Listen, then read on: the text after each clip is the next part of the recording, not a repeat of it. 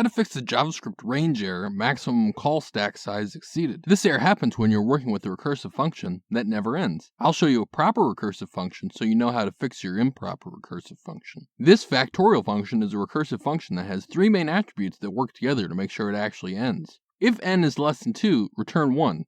This is called the base case. It assures that once 1 is passed to factorial, the function stops calling itself. Else, if n is greater than or equal to 2, that returns n times factorial of 1 less than n. This is called the recursive case. Inside the recursive case, although it is calling factorial again, it is reducing the size of n by 1. This is the last essential part of recursion. Each recursive case must do something to reduce the size of the problem by a little bit.